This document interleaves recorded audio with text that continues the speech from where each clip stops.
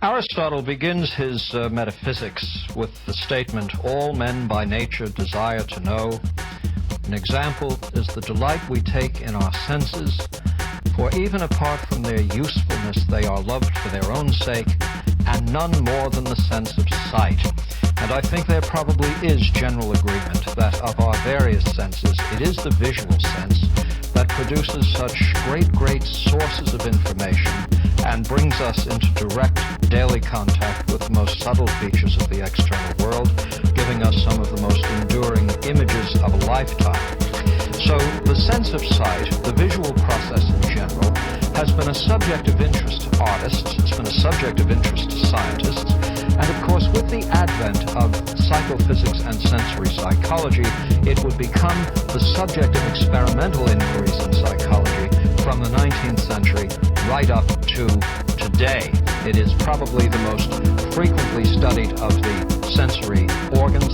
The eye is the most frequently studied sensory system.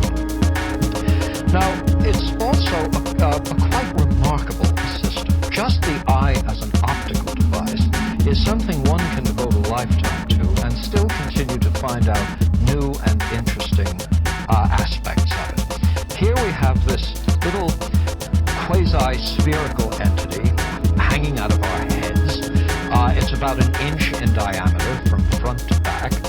It has a little lens hanging down inside it in a watery bath, in a sort of thick saline bath called the aqueous and vitreous humors.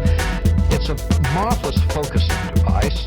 The external world impinges on the part of the eye one can see, which is the cornea. The cornea doesn't change its shape. It refracts light and brings it to bear on the lens. The lens can change its shape, becoming more spherical or more elongated. And the entire process of research, some of the information processing characteristics of the retina actually match up with some of the general processing features of the nervous system as a whole. The system is designed to pick up electromagnetic radiation that falls in a range of wavelengths, roughly 360 to 760 millimicrons. That's thousandths of a millionth of a meter. The visual system picks up radiation that falls in that range of wavelengths. The shortest wavelengths are associated with light having a blue or purplish color. The longest wavelengths are those associated with the experience of red. When the wavelengths get longer than we can see, they move into the region called infrared, and when the wavelengths are shorter than those available to the visual system, they are in the region of ultraviolet. But between that range of 360 to 760